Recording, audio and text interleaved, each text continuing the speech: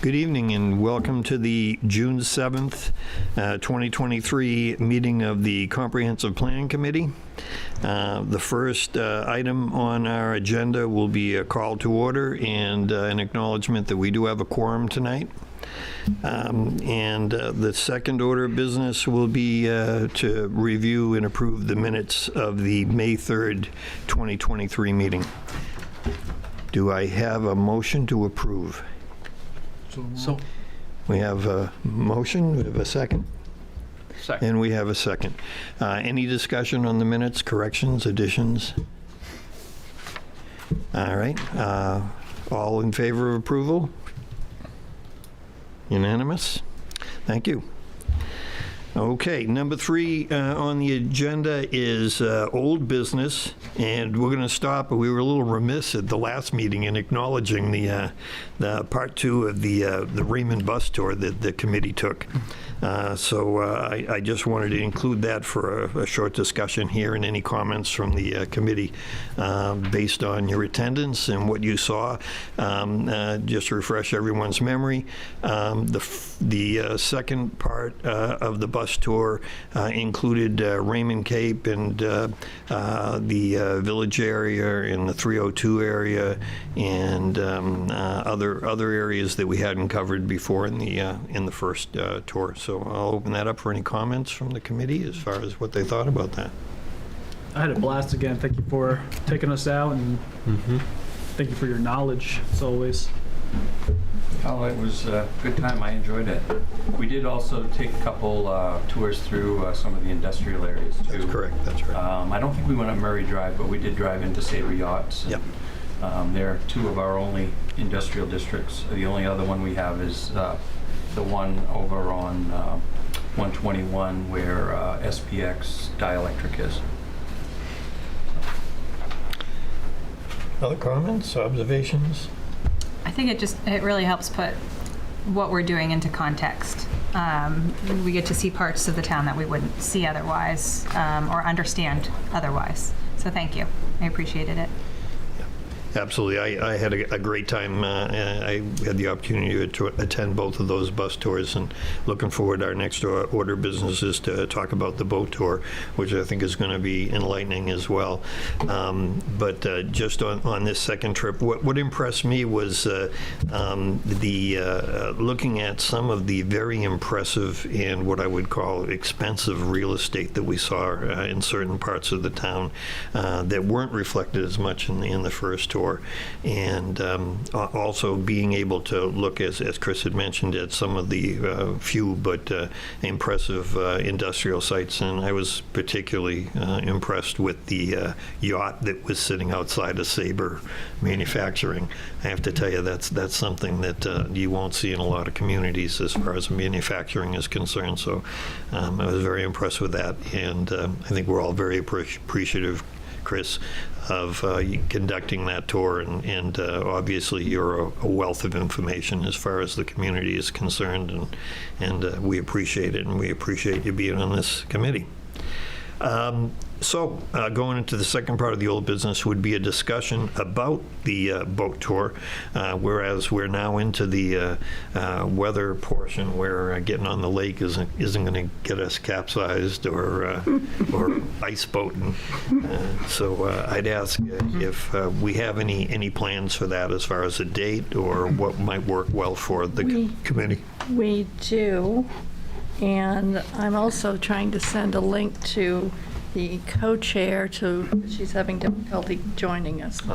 So if you wouldn't mind if I took just a second. Not a problem. Not a problem.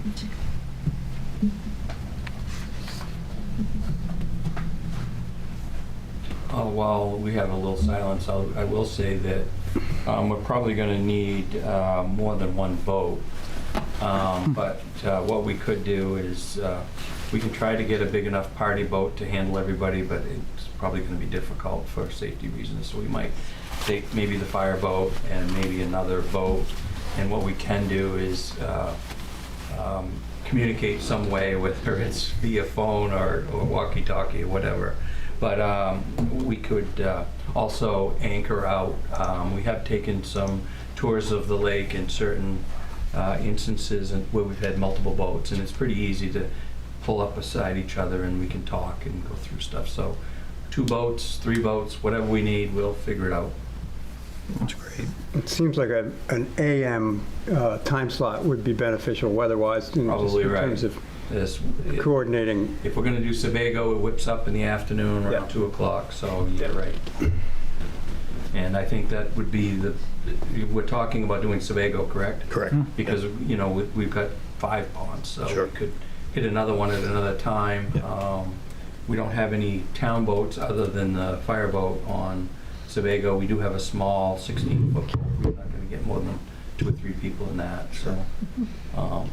I would recommend we do Sebago, and let's see how that goes, and maybe later on in the summer we could do Panther or Crescent, whatever you guys like. But it would be fun.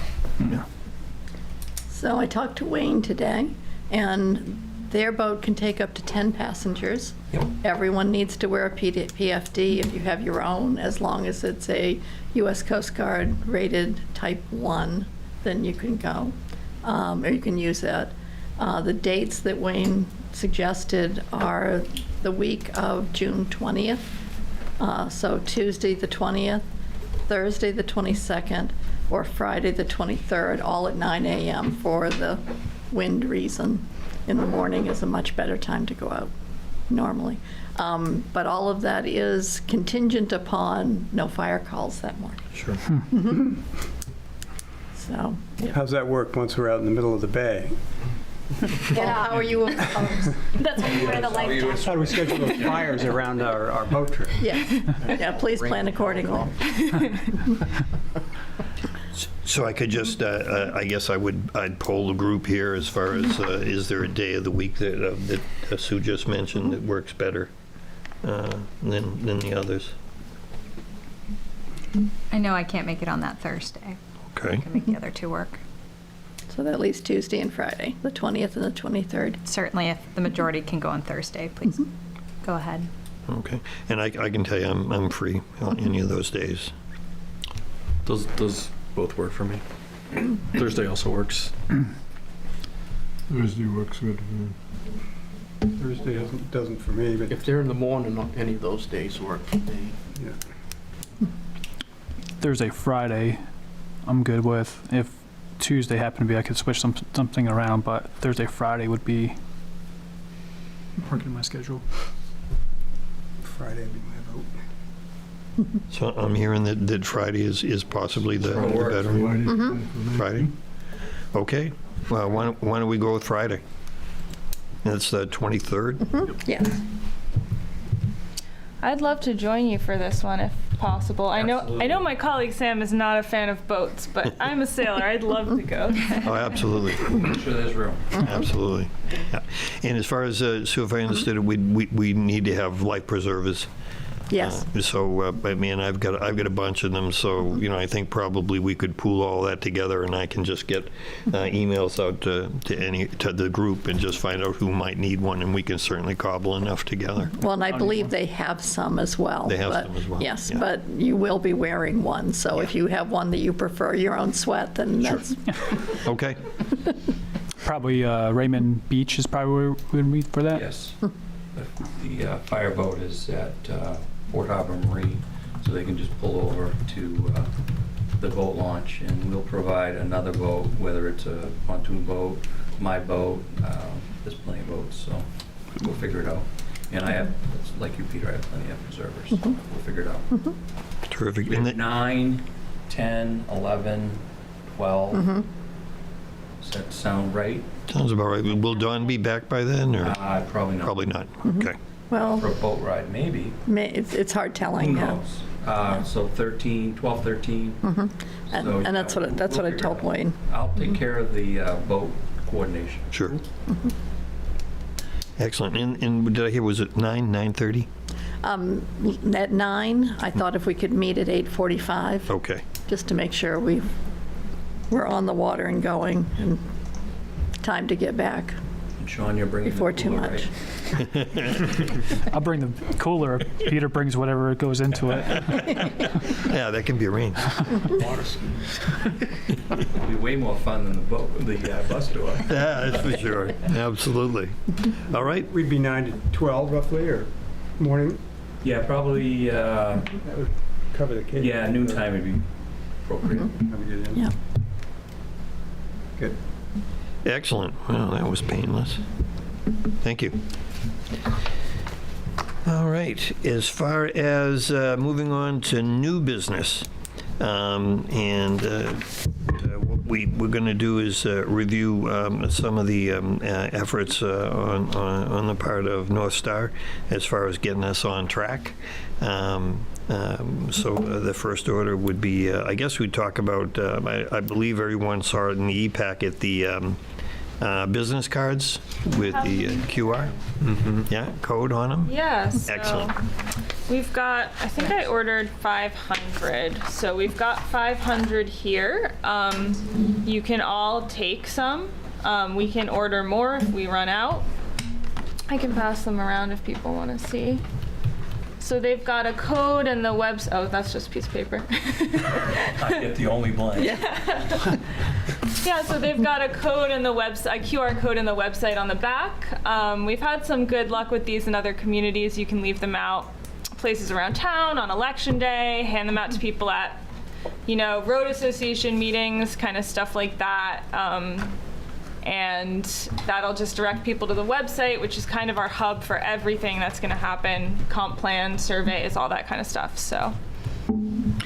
And what I just entered in there, and Sue, you can probably help us a little bit with this, but does there look like there's an appetite or an opportunity for something similar to what we did at the last election? Oh, sure. As far as having some representation by the committee at election? Yes, there will be plenty of room. Yeah, There might not be plenty of people. yeah. Right now, I only have 32 requests for absentees, and tomorrow's the deadline for doing that.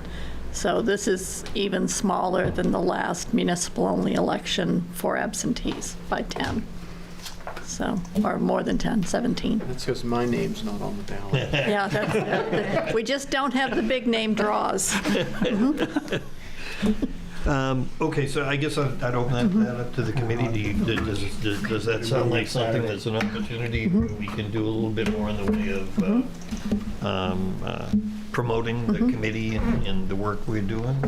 Obviously it's not going to be anything as large as Sue says as the last election. I mean, we were, I believe we were incredibly successful with the number of voters that we were able to see during that meeting.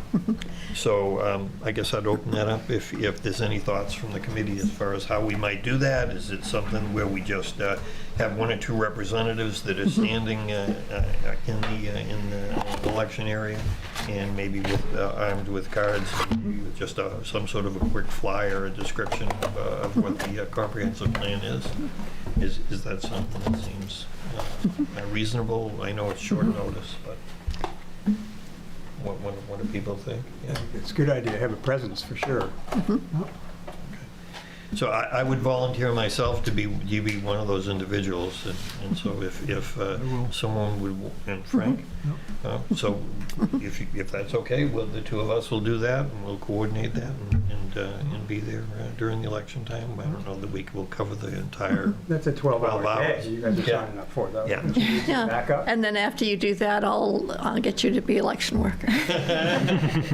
But if you were going to do parts of the day, first thing in the morning, we usually have a bit of a rush. Yeah. And a bunch of people from like 11 to 1-ish, and then from like 4 to 6, usually,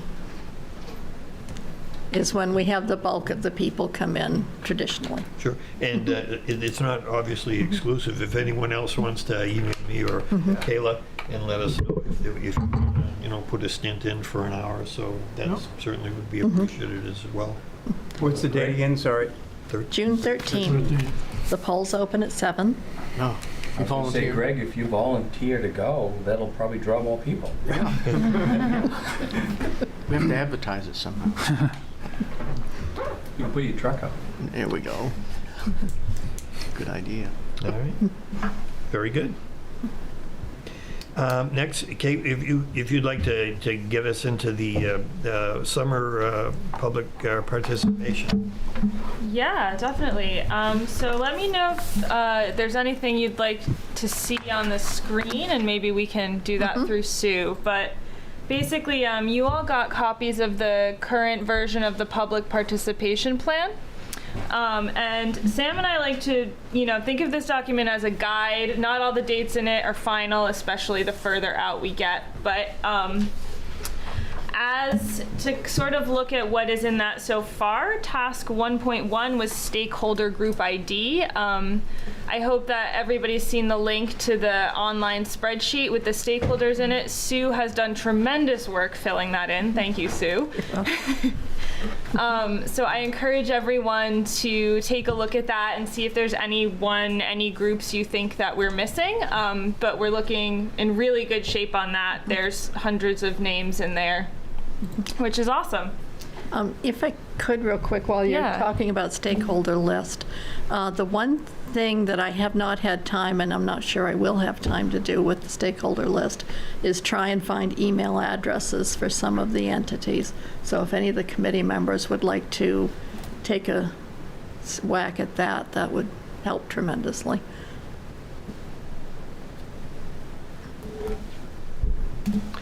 I think in looking at the stakeholder spreadsheet, and you did an excellent job. It was comprehensive, and Danielle also was able to locate the businesses as well. So that gives us a huge amount. But Yeah, I don't Kate, think I've put yours in yet. Okay. I don't believe I if have. I was to say, as far as stakeholders are concerned, it seems to me that the groups are going to be public and private associations, whether it be lake associations or road associations. That it's also going to include, or certainly should include, businesses. And as far as capturing those, each is going to have, I would think, a different approach to how we contact them.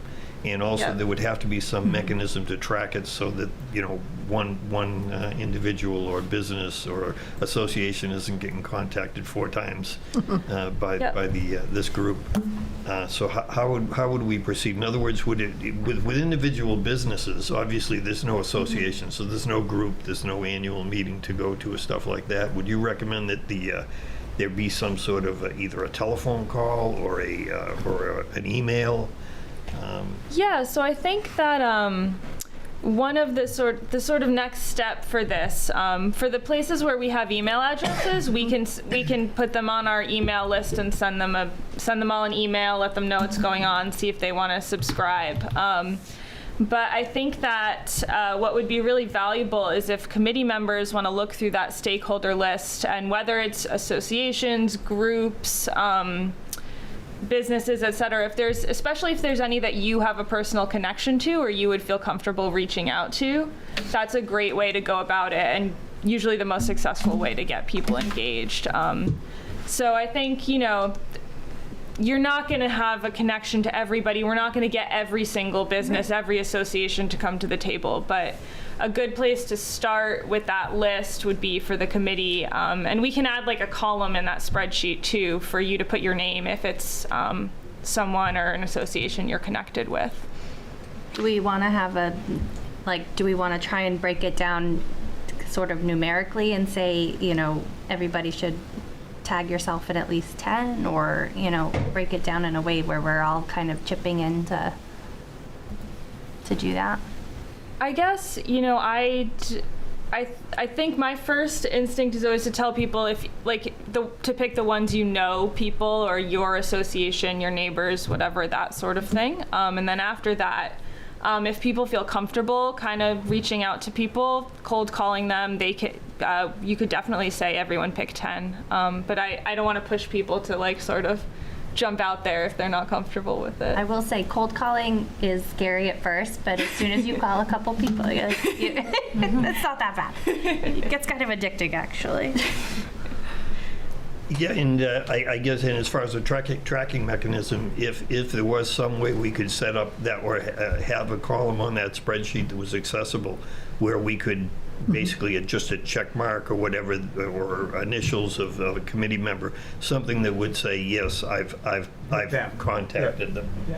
so that we don't duplicate efforts, and like I say, not to have, 3 people from the committee all contacting the same individual.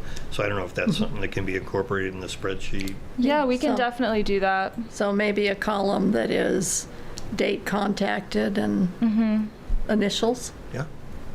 Yeah, that would work. You care if I just add it while I'm here? Yeah, go ahead. Great. Yeah, and you should all be able to edit that spreadsheet, so everyone should be able to just sort of put things in there. And like I said, with the emails, we can send a big email to sort of request that people sign up for the mailing list. But yeah, it's definitely the most effective if you know folks that you can directly reach out to. Did that link to the spreadsheet get sent out in an email? Is that? I believe so. I just had a heck of a time finding it, though, so I'll send it out to everyone tomorrow. And I guess also, and I had just received from John, I saw an email from him where he's already taken an initiative to contact Dryad Woods Road Association. And we had an in because we know everybody on the road, for one, and my wife signed up to be the secretary for the next 3 years. So I was able to get a line on the agenda. And, I mean, but I've got to do some homework and get up to speed about all the stuff that I need to tell them in 5 minutes. Yeah, I think feel free to take a bunch of business cards and hand them out. Yeah, I took. Okay, cool. Yeah. So that's perfect. I would tell you that was the sense I was getting, which is, individual initiative. My wife told me a long time ago that basically with any type of endeavor like this is, you proceed until apprehended. So I likewise, I contacted Raymond Waterways Protective Association. I understand that Chris is also on their agenda for the 24th. Is that correct? So I just sent an email because I noticed that their annual meeting is on the 24th. So it's one of those things where, act now because, you're probably not going to get that group of people together again for another year. Right. So it's the biggest bang for your buck. And so I got 5 minutes on the agenda as well, just to do an overview of what we're doing on the 24th. So that's, it's those type of things where, you take the initiative, as Kate is saying, and starting to make some of these contacts. I also contacted, I got an email back the other day from Matt Marcotte from Luneco Trust. Yeah. And he was very nice. He got right back to me and said that he was willing to come to one of our meetings and/or meet with a representative at their office, or do both. So, I will Great. get back to him and tell him, sure, the more the merrier. And, maybe we set up, as we start accumulating this information, we have a meeting, and I know we're going to be discussing later on the July meeting, because we really don't know yet what a date is going to be for that. And I know that Kayla had expressed a concern, which is valid, which is, it's very close to the 4th, because it would be the 5th. And we may not have a quorum. That might be an opportunity to say, well, we have a workshop, so we're not going to take any formal votes. Therefore, we don't really need a quorum. But we could open it up for an invitation to 2 or 3 of these organizations to actually come in for a workshop with us and maybe contact some or make some exchanges of information as far as that's concerned. I sent emails out to Panther Pond Association, Raymond Waterways, Crescent Lake Watershed Association, and Sebago Clean Waters. So I'm awaiting to hear responses from them as well. So I think exactly what Kate is describing. It's kind of like that's kind of the way to proceed until apprehended. start making these contacts. If I understand it, and looking at our schedule and our timeline, which I know is going to fluctuate based on, having really just initiated the association with North Star, that the initial timeline is obviously already a little bit out of skew and is going to have to be tweaked a little bit. But it seems like this would be the approach. What's coming to mind is that we have, Crescent Lake Watershed Association will be at the Dry Woods Road meeting as well. They've got a similar slot. I don't know who comes first, but it'll be, I think, for these venues where there'll be a number of entities present, it'll be good for us perhaps to have some, to have done our homework and be focused on what we want to get from them, because we don't need to duplicate what Crescent Lake is going to be asking the Road Association to participate in. We'll certainly be encouraging folks to support the Watershed Association, but CompPlan specific asks, I guess is what I'm trying to say. And Yeah. I'm guessing that we'll be able to pull that content out of what you've got here. Yeah, so our push for the summer is going to be to get people to take the survey, which Take the we'll survey. review, I think, shortly. Right now, if there's meetings or things you're giving out this week, that's kind of why we have the website. There's an email sign up so people can get newsletters and updates. So right now, I think it's just directing people to the website, but hopefully if we can come to agreement on the survey tonight, we can get that up really soon. And then we'll be able to start encouraging people to take that. Great. And in looking at the basically the website and the document that North Star prepared and put out there, as I was reading it, it's like maybe one or two paragraphs that to me seem to really describe what a comprehensive plan was. So as far as a script in general, as I was looking at it, I said, for 5 minutes, That's it. I can just take that Yeah, good. and run with it. Good. Yeah, definitely. Feel free to steal from the website or the video script. Sure. That's what it's for. So to expand on what you were saying, Peter, the 24th, there will be a talk about shoreline zoning to the Raymond Waterways Association. And that is also the Strawberry Festival for the Hawthorne House the same day. Yep. So later in the day, I'll be speaking to the members of the Hawthorne House. So that made me, as you were discussing how to contact people, I'm out and about every single day with all these associations and all these different stakeholders. And what I'll do is I'll bring a box of those cards with me and say, please contact us with your email. It seems like a great way just to, I'm out and about. Sure. I'm out there every day, so I'll pass these out like candy. Excellent. That's great, Chris. Okay. Yeah, they can sign up right on the website. So And, I don't have to do a long introduction. It's Yep. just, please contact us with your email, and, we want you to be part of this survey and part of this discussion. Absolutely. And also, just so everyone knows, business cards are very inexpensive. So I think it was $40 for 500, and the more you order, the cheaper they get. So if you guys blow through them, that's awesome. We can keep getting more. I can go through a few. In my conversation with Jenny from Raymond Waterways Protective, I mean, she kind of hit the nail right on the head. I mean, she's very excited about basically turning over a lot of the abatement of the invasive species to the town. And if I look back at the 2014 survey, that was high on the survey as far as protecting the lakes, as far as invasive species were concerned. She's really looking forward to what she described as the next chapter in that association, where most of their efforts have been toward basically mitigating the invasive species and the plants. She, like I say, she nailed it when she said to me, and that this is what makes Raymond, which is the lakes, and it's also the economic driver for the town. And And you're right, they can concentrate on conservation efforts and other things to protect the environment rather than focusing on just milfoil. Yeah. So, you're right.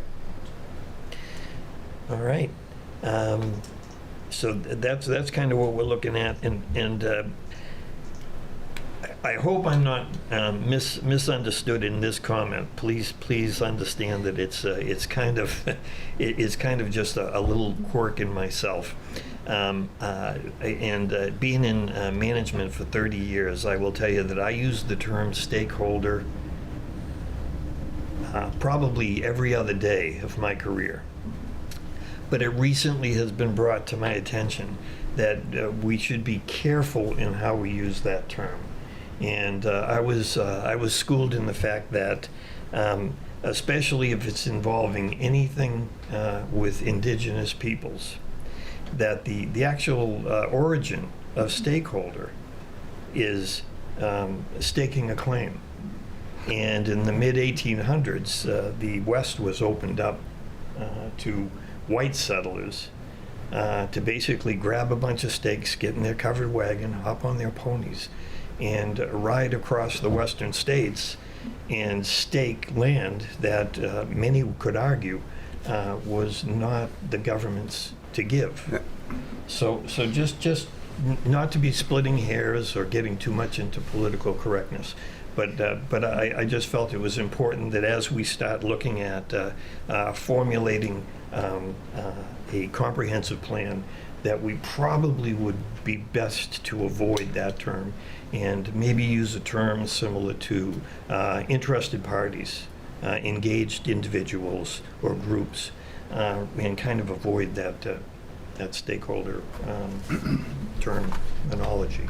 But once again, I'm open to anyone saying anything to the contrary of that, or if in fact you think that that's too much over the top. Yeah, I think that's spot on, and interested parties, interested landowners probably isn't appropriate either, maybe, but interested parties. So, A good place. Maybe just call it a contact list. I just throw it out there. Sometimes simple is best. Yeah, I like kissing things. Keep it simple. So anyway, okay. As far as anything more on the Kate, as far as the public participation. Yeah, so we were hoping to discuss both the survey draft that we sent out and the video script that we sent out tonight to kind of get the committee's thoughts, review, see if we're ready to move forward, if folks want to discuss it more. We can pull those up if you want. I guess if you want, we can start with the video because so what we put together is a pretty basic couple of paragraphs. This is geared to be a very short video because people don't watch long videos a lot of the time. And we were sort of wondering if this is something that the committee would like us to, if there are people from the committee who want to be in a video, if they think it should be town staff, not to volunteer you soon, Chris, or if you would rather just have it be a voiceover sort of thing that we can take care of with the Raymond TV folks. So this is something that would be on the website. We'll put it on YouTube. We can put it on Facebook. It's just another tool that will basically be directing people back to the website and back to all the same sort of things to try and catch people's attention.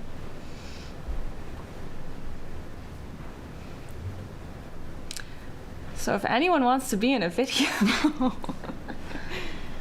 I mean, if we have so many nice photos that were submitted to, that we have in stock, it might just be nice to kind of filter through the photos with a voice, reading through the text in the back. I'm terrible at being behind a camera. Ugh, you have to take 100 tries before I get it right. Yeah. Terrible. Yeah. Voiceover would be fine.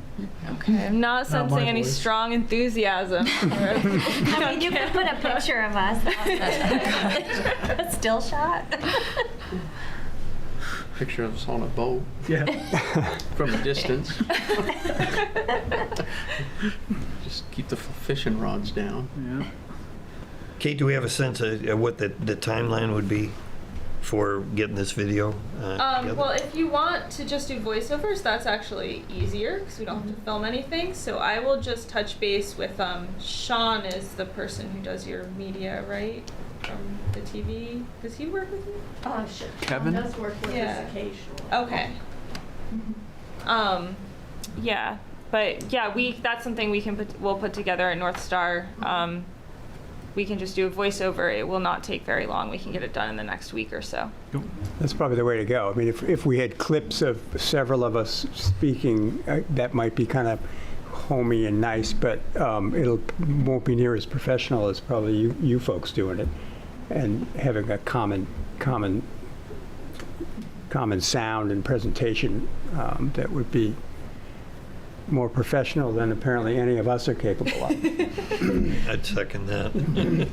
Well, I think that is a simple solution then. We will move forward doing it with the photos that we got and a voiceover.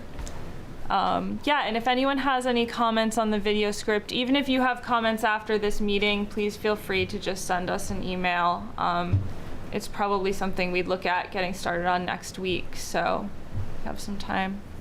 I'm not looking to make this harder or longer than it needs to be. Sometimes the clips need a little interest from the get-go just to get people engaged and watching. I was joking around with my 7-year-old son on the way here, and I said, Brock, what's your favorite part of or what do you want for the town of Raymond? He said, an arcade. And the second thing was, what's your favorite part about, did I say Wyndham or Raymond? I'm sorry, what's your favorite part about Raymond? And he said, it's not as busy as Wyndham.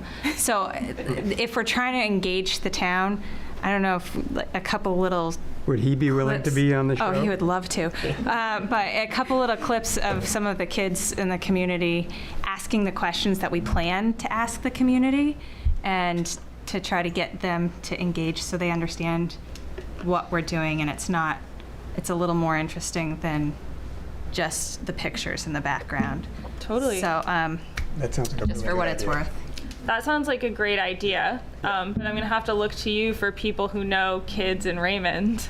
I think we could Supply some of stock those. you appropriately between us and Kayla. Yeah, I'm sure we could haul any of them in that we need to. Okay, yeah, because we can also, if you can film on your phone, I can just tell you what. Okay. How If I we could fill prefer them it. on our phone, I mean, That would make it we really could do slick. it within a week. Yeah. Yeah. My kids have a speech delay. They might be a little difficult to understand. Your kids are great. No, if that's something that everyone's interested in, I could certainly. Or do we I want to certainly make have it some resources. intergenerational? I don't want Yeah, to make yeah. it more confusing, Yeah. but if we're talking about both having youth and having, services for the elderly and aging, I don't know if it makes sense to try and throw in a couple clips of different. Well, I think we can still do the main text as a voiceover, but if you want, I can send out my basic instructions for how to film something, and you can film it with your phone and send it over to us if you want. People of any age are invited to do so. And See what you get in the next week. we'll see Yeah. what we Yeah. get. Yeah. All right. Might be kind of interesting. Yep. Man on the street, what is a comprehensive plan? A plan that's comprehensive. Yeah. Yeah. Yeah, I think that sounds great. That's definitely a more engaging way to jump Yeah. into it than just having somebody talk about comp plans. So I Agreed. think that's a great idea. Yeah. Good idea. Awesome. Okay, so the next sort of thing we gave you a lot to read this week. The next thing Sam and I have been working on is the survey that we're going to be deploying this summer. So the goal of this survey is, we call it visioning, so it's kind of to talk about big, high-level ideas. We're not getting into specifics yet. So it's really just people's favorite things about Raymond, what people see as a threat, and some kind of big picture feelings, sensibilities, that kind of thing. And then the thing that we did here that is not something we always do is because you have that great 2014 survey, we thought it would be a nice idea to ask some of the more bigger picture questions from that again to see how they stack up with what people said in 2014. So this will be, just to give you an idea of the format, we'll have an online version, plus we'll make a printable version that I'll probably give to Sue, who can distribute to anyone who wants it printed, if you want to take them to a road association meeting or libraries, whatever, that kind of thing, but it will also be online. So the first set of questions are all those vision questions.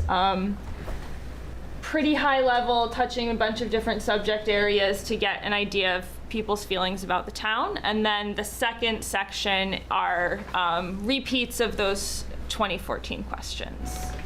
And we are definitely open to any and all ideas about things you think we missed, things you think that should be included. We try to keep these brief because you don't want people to get survey fatigue. But Yeah, Kate, I kind of, when I was going through this, it struck me that, well, let me just do a little bit of this right now. And as far as the perceptions of Raymond with the questions that were in the 2014. And so as far as what I just was looking at is what was the mean measure in 2014 to try and give us some idea, as North Star has pointed out, a lot of this endeavor is to try and demonstrate how the town has changed since 2014 in using these higher level questions. So as an example, a place to live in 2014 on a scale of 1 to 5 was 3.87. That was considered by the surveyor to be really high. And understand that the response to this survey in 2014, there was of the mailings and the emails, I mean not the emails, the website questionnaire and the mailing, because they did both.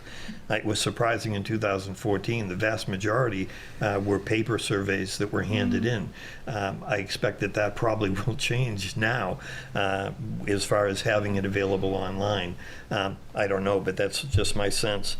But that approximately 20% of the individuals that were surveyed actually responded, and that was considered by the survey company to be quite high, a good capture response.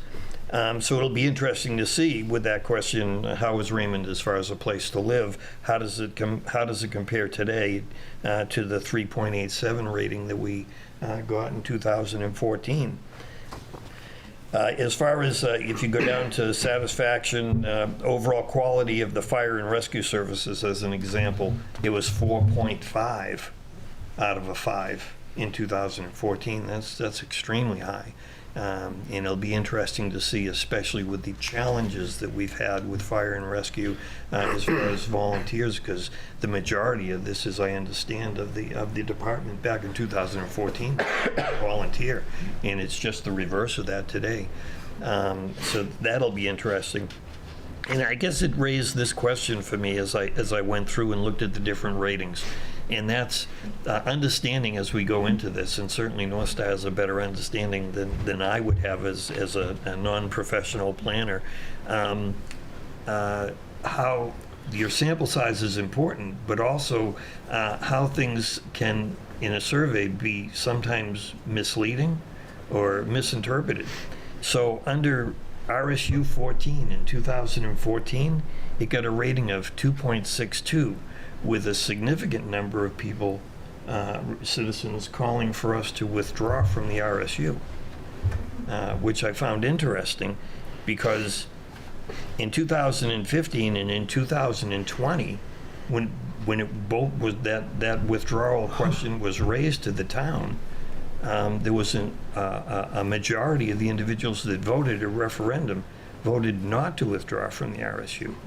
So what changed in the interim? Well, some of the history, though, of the 2014 was the monetary divide of the budget was changed to better reflect what Raymond needed and what was more fair. So the proponent of withdrawal withdrew her Correct. So that didn't petition. go to a full referendum. It didn't, but when Went the to- survey went out, it was before the money issue had been resolved. Yep. That being said, Yeah. the 2014 survey was suggesting overwhelmingly, at least of the respondents, that we should get out of the RSU. And in fact, after 2 referendum votes in 15 and in 20, and in 20 it went to a full referendum. Yes, it And did.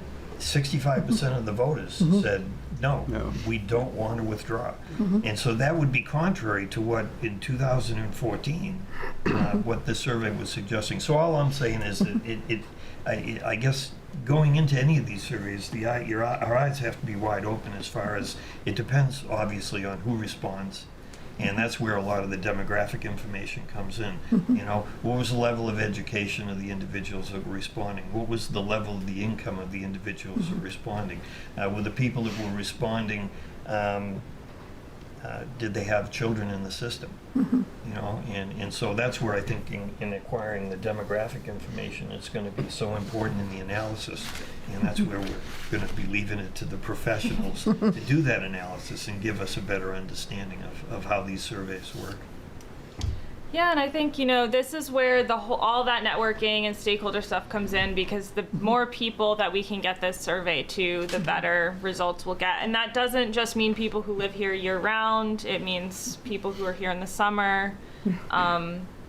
So I think the more people we get, the better, basically. And yeah, I think, you know, we kind of, all the surveys and public outreach we do, so the public meetings we'll have later, individual feedback we get from people, it all kind of comes together to form a picture. It's not going to be the results of one survey that are driving it as much as kind of everything together. And I think especially once we start moving into some in-person events where we're also asking the same questions online, sometimes you get grumpier people online, which I think is kind of funny.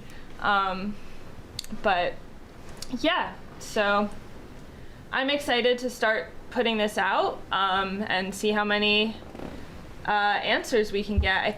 I mean, we can aim to get, so the population of Raymond is 4,000 something, but I don't know what your summer, if you know what your summer population is actually. It's like 3 times that. The estimate Yeah. I've heard is between 12 and 15,000. Yeah, so. So we could aim for 10% of your year-round population, which would be, you know, 400 to 500 people. That would be great, but yeah. If you Yeah. all want to try and get as many summer people as well as possible, we can aim higher. And obviously, it's how the question is asked, and once again, we'll leave that to the professionals. I'm reminded of, in my career in healthcare, was we were mandated every year to do patient surveys. Kind of like customer service surveys that a number of us, I'm sure, are involved with in our professions. But one of the things that killed us a lot in healthcare was that the accrediting body required certain questions to be asked, and one of them that we got creamed on every year, and couldn't get away from it, was asking the patient, how did you like the food? and it's like, they're in the hospital. They're sick. You know, some of them are dying. And we got to ask them, how did you like the food? And then they would ask us, well, what are you doing to improve that? Oh, maybe we get less sick people in here. You know, maybe we put a sign outside or a couple of semis so people think that people are coming there for the food. But so sometimes it can be a little frustrating if the wording of the question isn't correct. Or if it just puts you in a situation where you can't get an answer that is going to be reflective of really the conditions. So, but once Well, you get, on that note, I'm kind of wondering about this RSU 14 question, because we still do have, we've retained the school choice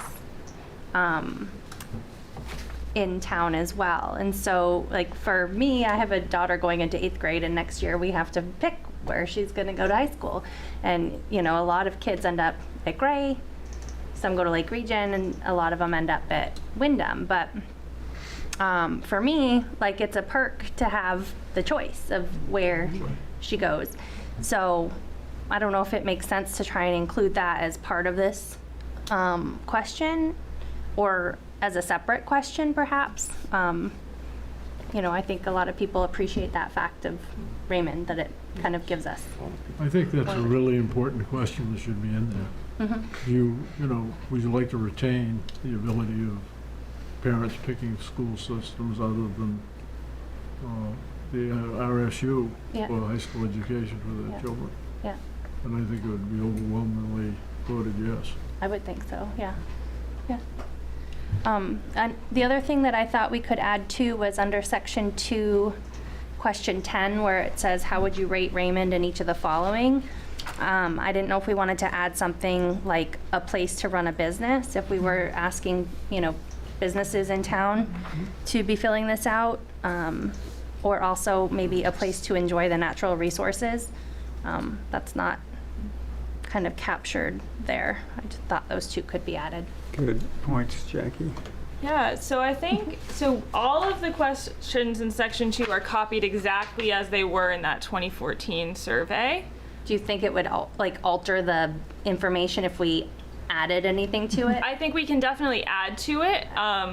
But yeah, I think Sam and I will also need to go through and see if they asked anything similar to that, so we can, but yeah, I think the RSU one is interesting because the way it was worded in 2014 was just, what is your satisfaction with Regional School Unit 14?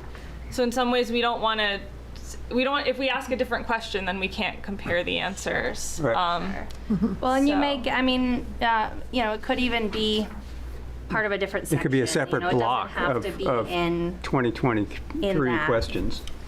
And I think that general Yeah. question is pretty loaded in and of itself. I think if we're looking for specific information, we might want to break down the RSU 14 questions into 2 or 3 separate ones. How are you feel with Raymond's involved participation in RSU 14, as opposed to just how is the school district doing generally? Well, the other thing to maybe think about too is the fact that they're building a new middle school that's going to combine at the middle school level now instead of at the high school level. So even if there's a question to kind of get a sense for how people feel about that as a, you know, a next step in the future, you know, how will that affect your, I don't know, or will it affect your enjoyment or your... So the other thing too is that, so this is our vision high level, you know, 10,000 feet, however you want to put it, survey. In the fall, late or early 2024, we'll be moving on to more topic specific questions, surveys, public participation based on all the data analysis that we're doing. So there's also, the balance for us is always deciding what is too specific to get into at this level. So there are some questions that if local feedback from you is that this is going to open a huge can of worms, this isn't something people can kind of talk about at the vision level, then we can also save some of those sort of deep dives in for later when we're really breaking down into the different topic based questions. But for example, the RSU 14, I mean, that's how it was asked in 2014, that's what we're saying. So this would, Yeah. and there's a benefit of having that knowledge of change. Yeah, In but as one form, Peter but- said, maybe because it was just asked that way, that might be why it was rated so low. It's hard to say. Yeah. But an opportunity in the fall to be more specific is what I just heard. Yeah, so in the fall, or I'm not exactly sure when we'll or hit that meeting, in the but we're future. going to do public participation. We usually call it a what we've learned, data highlights kind of thing, where we do a public workshop showing all the data we've collected, some of the highlights of it, and then we ask topic-specific questions based on those Would that be subject areas. So that's Good time to capture the deeper dive in the fall with the Yeah, more I mean, we might RSU even specific. get, you know, with some of these open-ended questions, they may they may mention the schools or the school choice or whatever, it may give us a better directive, I guess, if people are bringing that up as a topic, to whether we ask more about it in the fall or not.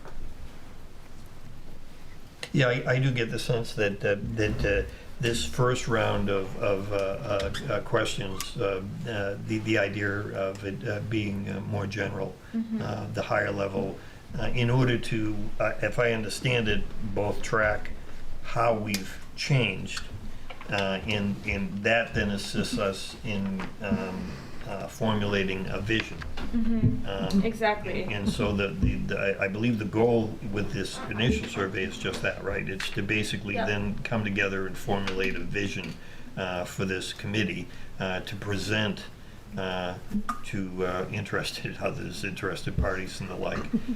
But then certainly the questions that have been raised, Jackie, Danelle, those are certainly questions that weren't asked in 2014 and need to be asked, because it's not that things have changed, it's that those questions weren't asked. And therefore they do need to be included and asked, but that probably is going to be in the more detailed drilling down to specifics. I think that some of those more specific questions about the schools might fit better at that later stage, where we're asking a lot more specific questions in general about, recreation facilities and, things like that, instead of just an overall idea of. I think what I heard was that the 2014 survey was a very, very good survey and valuable information. And to compare a survey to that survey is very pertinent to what we're looking at. And the deeper dive, what I heard was later in the fall, we'll get into those kind of questions, which were, like you said, excellent questions. But I think to compare the two surveys, you almost have to ask the same questions to compare. That's what I was hearing. And I don't know if I conveyed that right. But it seems like what you said is, let's keep it simple at this level, because we're just you're peeling one little skin off the onion, and we're going to go way deeper. So I think that's what I heard from you and the comments that were made. The thing that caught my attention when we were saying, you were telling us about how people responded, one of the things was we got, was it 20%? And what I heard with that number was, I think people in Raymond care. So hopefully they still care, and we're going to get good feedback and a lot of good survey numbers. If we do a good job of getting these surveys out, paper, email, however it is, we're going to have good results too. Because I think that whole thing, the one thing that I got out of it is a place to live and all these things that are so simple that we take for granted. We're going to find out why people want to be here. Why do you live here? What you were saying, you asked your child, what do you love about Raymond? It's not like Wyndham. I mean, come on. It's not busy. It's calmer. It's beautiful. The natural resources. That's what we want to hear, And I would agree with Chris, and I think that even contained in what the response we get from this initial survey is going to tell us what's changed. Right. If we get 5% response, then all of a sudden it's, wow, in 2014 the community was a lot more engaged in where we were going. We only got 5% back this time. Right. If we get 30% back, we compare it to this. So in of itself, just the number of respondents is going to give us information as to where the community stands today. And then we'll know where to go with the next survey. Yeah, and we'll also be comparing responses to the vision statement from the 2004 comp plan. So this is kind of our temperature taking, big picture that we'll use to form the vision, and that also just lets us see kind of, okay, is the vision for Raymond exactly the same as it was in 2004, or are people kind of moving in a different direction?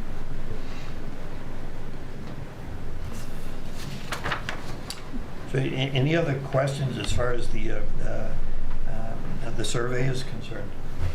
Do you have some more to add, Kate, as far as that? No, I think, Jackie, those were good additions. So we'll see if we can pull those from 2014 or incorporate them some other way. But then we will get this online and a printed version that I'll send out. And once it's online, I'll make it sort of the main big link in the center of the webpage. So anybody who goes there will be able to take it, and hopefully we'll start to get some good responses. And Kate, there was discussion earlier about linking, similar to Greg, linking the video to the survey. Is that something that you see a value in? Whereas someone actually views the 1.5, 2-minute video that we put together, and then there's just a link right to the survey. Yep, I was gonna have at the end of it a link to direct people to Great. take the survey. So. I just had Go ahead. a quick question on number 14, letter G.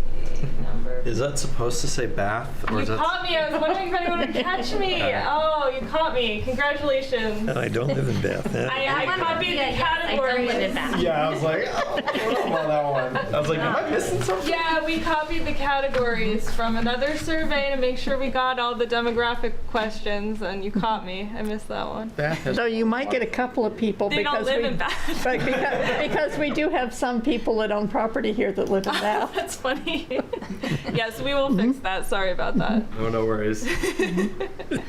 Well, and one question that comes to my mind is, with this survey, since it's more for the vision statement and to get a general look at where we are compared to the last survey, I'm assuming that the fall will, being a more comprehensive survey, that we'll be doing a lot more work to get the word out, to try and get people to take it and try and get, and maybe do some mailing, some online, some more push, I guess. Yeah, we can. So the fall survey we're envisioning will be part of the first public workshop that we do. So we can sort of, as we get closer to there, look at if you want to do a mailing, things like that to reach more people. That's one of the reasons I think that we got such a big response to the 2014 survey, was that we mailed it to every household, every taxpayer, Yeah. and gave them in the mailing a slip of paper that said, if you want to fill this out online, you may, or you can send this back to us. So I think that would, it's always a great idea to mail to every address if we can do that. And as far as capturing, you know, that had been mentioned earlier, as far as trying to capture the summer residents and their opinion, what's the strategy for that? I mean, they're obviously they're on the tax rolls. Yeah, I've got a list of the tax, or the properties and the addresses for the folks that have out-of-state addresses, making the assumption, and also those that have other main addresses, but that their tax bill goes to. So we can identify Tax those. property, any property owner would be eligible to take the survey. And They can't vote unless No. they're citizens. But as far as being surveyed, nothing prevents us from doing that. tax-paying citizens. They're paying taxes. Anyone can take it. In the demographics, that's why we ask, do you live here year-round, seasonal? Do you work in Raymond? Do you just like to visit Raymond? Yeah, the population I think that's going to be the most difficult to identify are those that don't own property but do visit here. I mean, we could put some of the surveys in Tasseltop Camp and let the people there. So yeah, how do we filter survey hackers, if there is such a thing? Usually it's one per email address. Do you have that sort of a governor on yours? Yeah, we do it through Google Forms, which gives you some powers to, Confirm who they are. yeah, and make sure you're not getting spammed by people. But yeah, we definitely, I look to you also if you know good ways to reach seasonal residents. We wound up finding out in one town we were working that the seasonal people had their own secret email list. I don't know if that exists in Raymond, but All of them? There were like 2,000 people on this email Oh, list. wow. It was really remarkable. And I wonder, I know it's been controversial as far as trying to reach necessarily not citizens of the town, but taxpayers, and at the same time a cost savings as far as stuffing it in with the tax bill, because there's pros and cons to that. There are. One of the cons is yours truly is one of the ones that does the stuff. Yeah. But the other piece is, we have a number of folks that don't bother opening their tax bills. Well, that's a problem in itself. That's a problem by itself, yes. And because their banks Because the take care banks of pay it. it. Yeah. Yeah. I think if we're talking about, we keep talking about seasonal residents as the folks that have an interest but may not be here. Another view of that, of a similar category, would be entities who have a business here but no one in the entity lives in Raymond. So we are definitely interested in what these businesses have to say about the planning, but we should also recognize that those entities may not have a voting interest in the town. Yeah, that's a good point. Absolutely. Yeah. So a challenge as far as reaching, let's say, the 12, 13,000 versus the 3 or 4,000. Yes. There definitely is. So that definitely is going to require some strategizing and more thought as far as how we get that word out to people.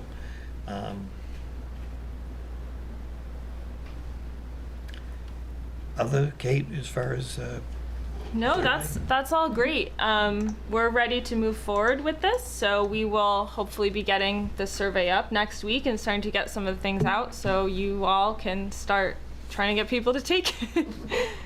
And we'll send out, we have been collecting email addresses through the website, so we will send out an email to all those addresses once the survey is available to let them know. And so certainly when we're individually committee members are reaching out to organizations, businesses, the like, we certainly should be promoting the survey as well, and letting individuals know that there is a survey that's available now on the website, and there's more to come. I would think that would be something that we'd be letting individuals know. That they'll be more detailed. I'm sure we may get some initial responses back saying, well, this isn't very detailed. This isn't, this isn't really asking the questions that I would ask. So, if we can, bring that story to them, that this is just a preliminary, and that there's going to be a more detailed survey coming forward, that would probably be beneficial for the process. Or we could just say, too, that this is the first of a series of Yep. surveys. Just Yep. use that language and set up the expectation that Yep. they should continue to pay attention. Yep. You know how many emails we have? I did not check it today, so I don't know. Is it encouraging or? Quite a few people had signed up initially, but I haven't checked it in a while since I didn't have anything to send. And so getting back to a question that was asked earlier on another agenda item, but as far as when we're doing the contacts initially, what would you suggest would be the best way? I think I heard something like, numerically, if each committee member takes 20 or 10 on the contact list, and basically tracks that and makes those initial contacts, whether they be cold calls or if they're going to be emails. How would you suggest we go about doing that? Obviously, that's a very extensive list, and for one or two of us to try and accomplish that's going to be rather cumbersome. Yeah, so I think I would start with people that you know. So aim for, if there's 5 to 10 people on there, or groups that you have some connection with, even if it's through your kids or through your road or through whoever. If you can find 5 to 10 that you have a connection to, I would start there. And we'll send a mass email to all the emails letting them know what is going on. So you don't have to feel like the committee needs to contact every single person. Okay. And then the rest of us we can all work to try and find emails for the ones that are missing emails. People have time and want to chip away at doing that sort of thing. I would think that'd be a process. And once once again, are we going to have access to that spreadsheet, or do we contact Sue? Yep, it's online. I have sent all of you the link to that Yeah, this evening, so when you get home, you'll have it. okay. And so Yeah. basically, if I was to contact 5 people in the next week, Sue, or at least found their emails, I Yes. just enter it into the spreadsheet and you'll see it. Yes. Okay. And if you, I don't know if you can tell, over here, there's date collected and initials. Okay. So, or contacted rather. Date So if you contacted. do go and someone talks to Panther Pond Association, for Yeah. instance, just put the date in here and your initials. The one thing with this list I would ask is if anyone has bulk data, a spreadsheet or a list of word list or whatever, that it be sent to me instead of you trying to put it in here. Okay. Because, for instance, Maine zip Yeah. codes are a pain in the Yeah. tuchus to put in unless you put them in as text. So I've done spreadsheets and databases for a long time, so I think that would keep the data more consistent Okay. if I can format it first and then put it in.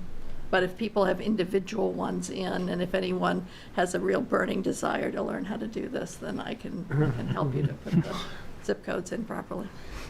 I think that's great, Sue.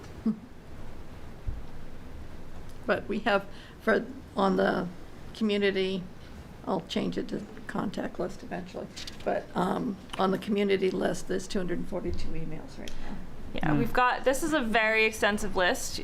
You have done a great job. But I think, realistically, we're not going to expect engagement from every single one of these people. We'll cast a wide net and send an email saying, we think you're a good community contact point for this if you'd like to sign up to be part of, the Raymond CompPlan. But yeah, this is more of the wide net, and we'll see. And I think the other benefit to having this is that as we move forward in the process, it gives us something to look back at and say, like, oh, have we not heard from any, summer camp owners or from any, another group? And then we can be more targeted later. So no, did I hear that right? No mailing planned at this time? Or- No, not at this time. Yeah. So direct them to the website, maybe see if we can get face-to-face time if they're having some sort of a annual meeting or whatever over the next couple months. Yeah, and because I think the idea too is that a lot of these folks are going to be well connected with other groups of people who, kind of the networking principle that if we find someone who can tell someone who can. So when I pass these out on Saturday, go to the website, take the survey. The survey will probably not be up by Saturday. In the but coming weeks. Yes. Do that. Yeah. Enter your email. Go to the website, sign up Yeah. your email. Yeah. Good. And I If they liked sign that the up with an website. email, they'll get a link to do the survey. Exactly. The website, I linked to it on my phone today, and it was very easy to read on the phone. It adjusts to Good. the screen very well. It looked Good. really That's what we aim for. Yeah, it looks good.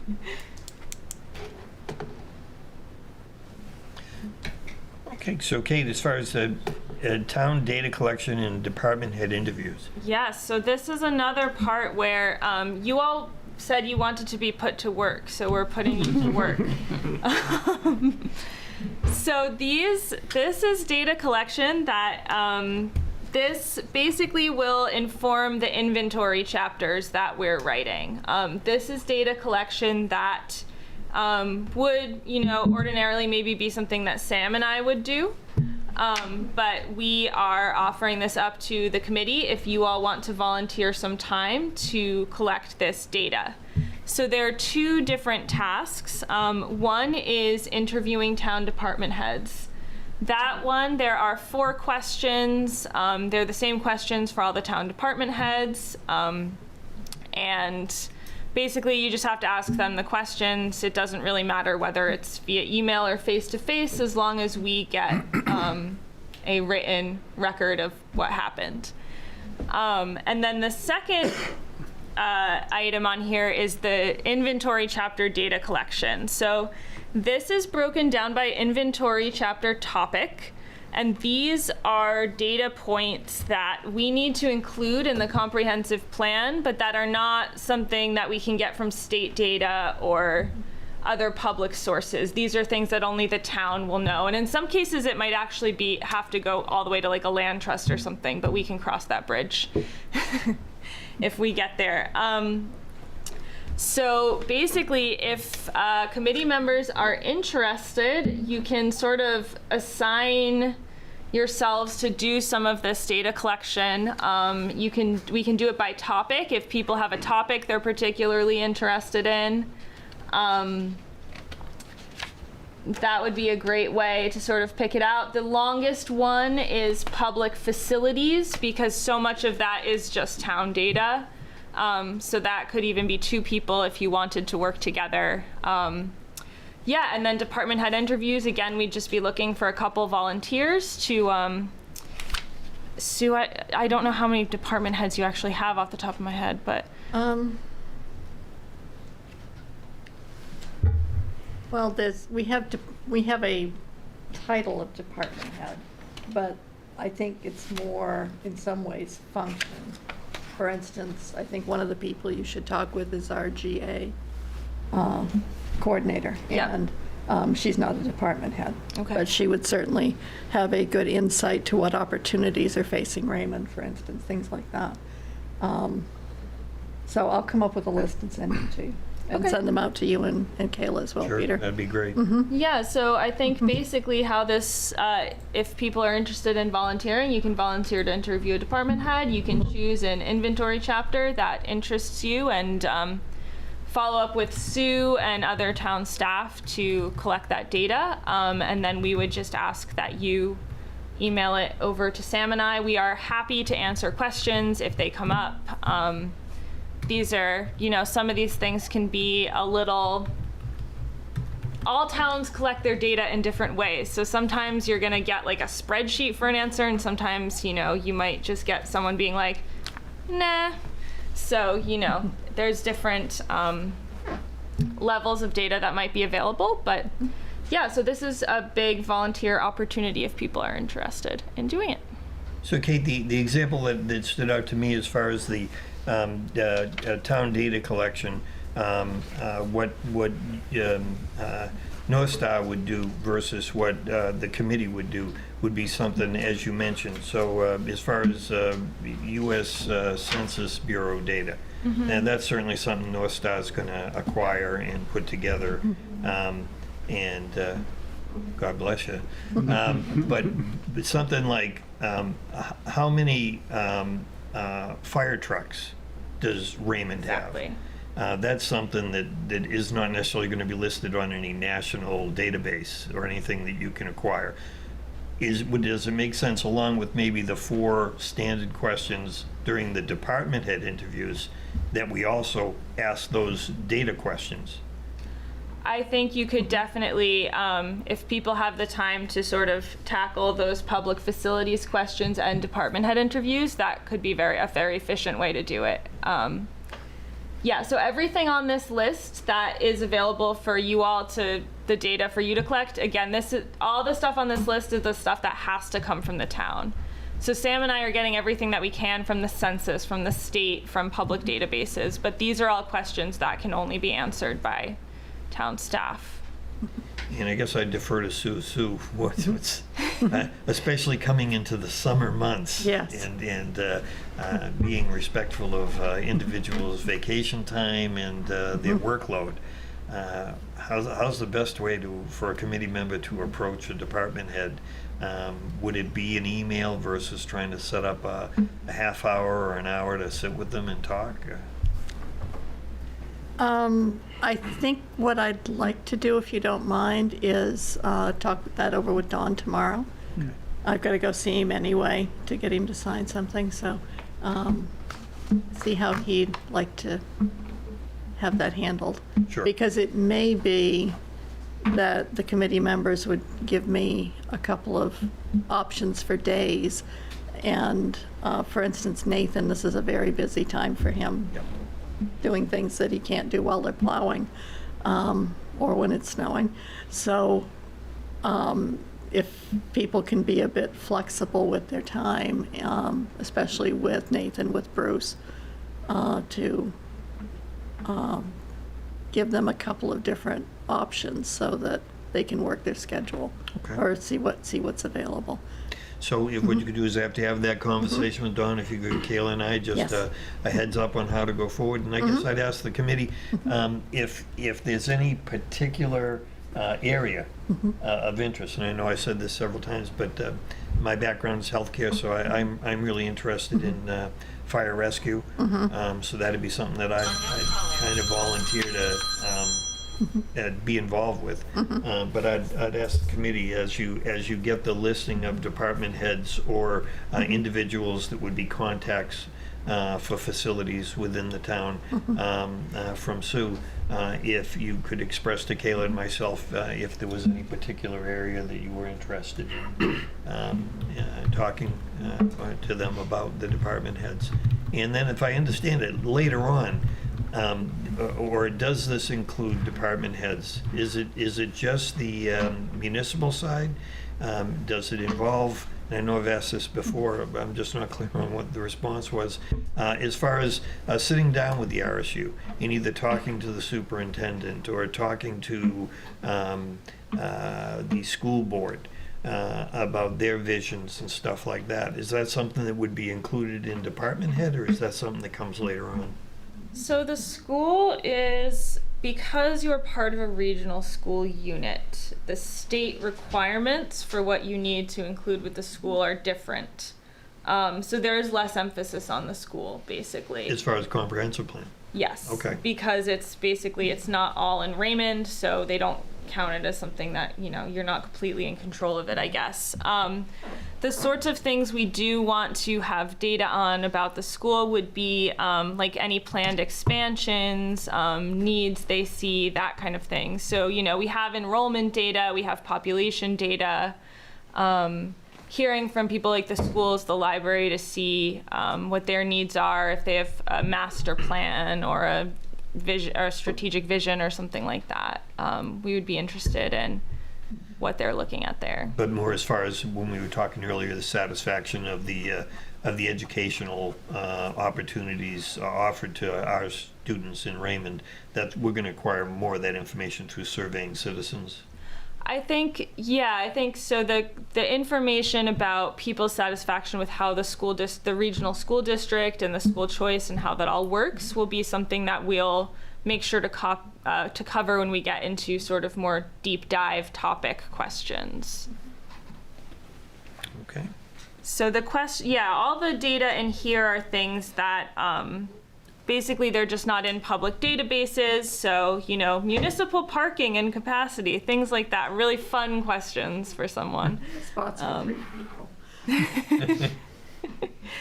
Yeah, so I think definitely if anyone has a personal interest, it would be great for people to kind of claim that, but otherwise, this is kind of a big volunteer opportunity if you all want to take it up. Of course, it's something that Sam and I can take on what people don't have capacity for, but it's a big kind of time part of gathering all that data. Might be interested in housing. Housing. I'm not sure who the correct department head would be for that one, though. Yeah. That would be codes mostly. Our seasonal homes being converted to year-round. The answer's right there. Yeah. Absolutely. It's also always good with housing. I know we have some realtors in the room, right? That's also a codes, but also I have in communities talk to people who work in the real estate business in that town, because you will also have an idea of what is going on. Absolutely. Yeah, when I read the first question, that's what led me to codes. Yeah. Are they being converted? Yes. And I would think along with code and real estate professionals, certainly the planning board would be a group that would be very much involved in that as well. Yes, it would. Yes, it would. But for instance, all of the recreation questions that you have are something that could easily be asked at the department head Yeah. level. Yeah. It's Joe. Is that? Yes, that's yeah. Joe. And he was excellent when we did the first bus tour. We were bending his ear about just what was going down at Tasseltop or whatever, and he was a fountain of information. Yes, he is. He has been an asset to the town, that's for sure. I would volunteer for natural resource related info, and that could span a couple department heads. I imagine be talking to Chris and Dawn and Joe. Yeah, and part of that might also be to find out if there are sort of partnerships between the town and some of these land trusts, especially for things like trail maintenance or invasive species. That's often something that is being taken care of by a land trust. I'd love to be in touch with Joe on rec, but also happy to pick up anything that needs to be picked up on the back end.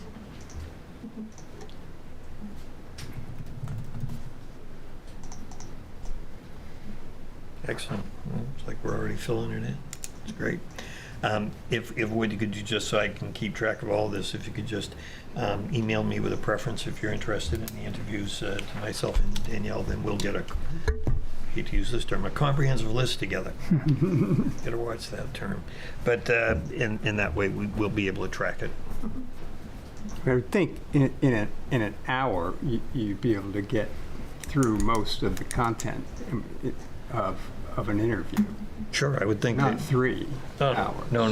Just Just email the questions ahead of time. Yeah. absolutely. And as I understood it, there's really 4 general questions for all department heads. Yep. And then the rest of the time subject could be questions. utilized in acquiring any information that North Star can use in developing the chapters. Yep. And we're happy to answer questions if they arise as you're doing this. Yep. And we'll be happy to email you with those questions. So if I've got a time set up with the department head for fire and safety, what I would probably do is shoot you an email in advance, let you know I'm meeting with them, Yep. show you a list of maybe some of the data questions I might ask, and do you have any suggestion for any more data that could be helpful for you in the chapters? Yeah, that would be great. Happy to help. So as you know, Dawn's been out for a while, and Sue's going to meet with him tomorrow. One of the things that came to my mind is town generally has a monthly department heads meeting, Ooh. but we haven't had those with Dawn absent. So Oh, shucks. I know. But when he comes back, it would be a good topic Yes, it to would. let the department heads know what the committee is doing and what we're looking for, to give them some advance notice so they can be thinking of it. So Yep. we're hoping he's going to be back in a few weeks, and maybe we can start getting back onto our regular meeting schedule. Sure. So that would be very helpful, I think. So when you talking with Don tomorrow, you could run that by him Oh, as yes. well? I think that's a great idea. We could go to his house and interview him if you'd like. He's usually on the back deck. The whole committee. The whole committee. Yeah, good idea. Sure. Might like the company. Absolutely, yeah. Once again, Sean's going to bring the cooler. And he would be a captive. Who's bringing the contents? I keep hearing about coolers. Peter, okay. Yeah. Where you work close, you've got a lot of work. That's to do. right. Yeah, plowing along. Okay, anything else to add to this? No, that's I'm done giving you all things Yeah. to do. So any questions for Kate regarding any of this that we've covered from the committee? Great, this has been very helpful. Oh, Sam, you're on the big screen. You don't know that, but I'm waving. How you doing? Glad to see my face. Hey, pretty good.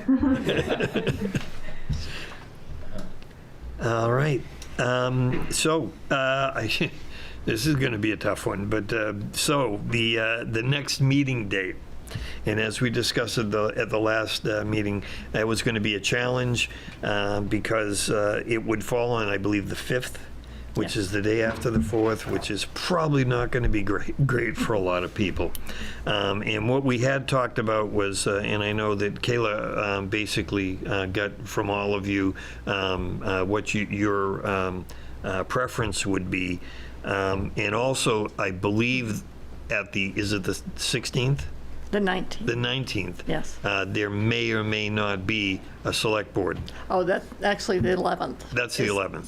The July 11th is when the select board would normally meet. So if They are trying not to have a July meeting, so that could be available Yeah, see, but we won't know that until the 19th. until the 19th. Okay, so I believe what Kayla came up with was that the preference of the majority of the committee was July 11th. Yes. it was. And so as soon as we know that, we will get that out to the committee members. Understanding that, I think that one of the concerns was, and I think I mentioned this earlier, that if we were to go with the 4th or whatever, we won't have a quorum. And there really are no other spaces for a comprehensive plan committee meeting in July.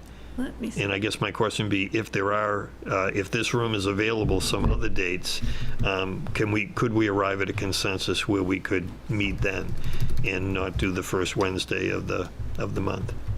If I can spell Raymond, then we'll do well. Let's see. So in July, there are only 2 meetings right now scheduled on the 12th and the 25th. Everything else is wide open.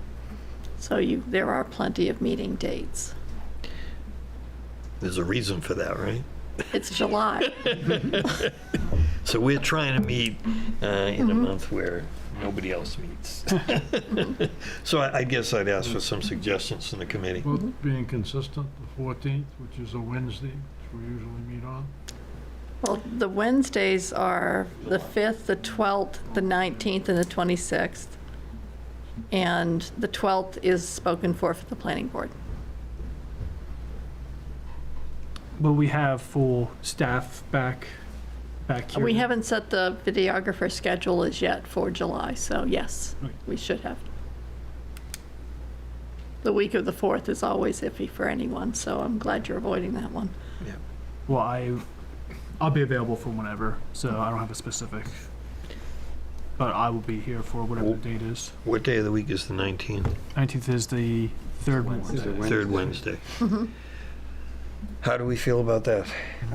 I will be here for that. I won't be here the week of the 11th. That second week I'll be gone. But Fine with the 19th? 19th? I can do the 19th. 19th 's fine, I also won't be here the 11th. I can make the 12th work, but anything before that I would not be able to. And how about the 19th? Would that work for you? Yeah. Greg? I'm gone the whole month of July, so Good you luck to guys you. do what you. All right. oh, we can't meet. Not a problem. And Sean, you said 19th Yeah, would work? 19th would be good. All right. Okay, so sounds like you have a quorum for the 19th. We got a quorum for the 19th, so why don't we go for that then? Okay. So we'll make it the I'm 19th? available on the 19th. It looks like Sweet. Sam is not, but you'll have me. So. All right. Well, that makes a meeting. And maybe we'll shame all the other committees into having a meeting in July. They'll go, gee, the comprehensive plan committee did it, you know? Very good.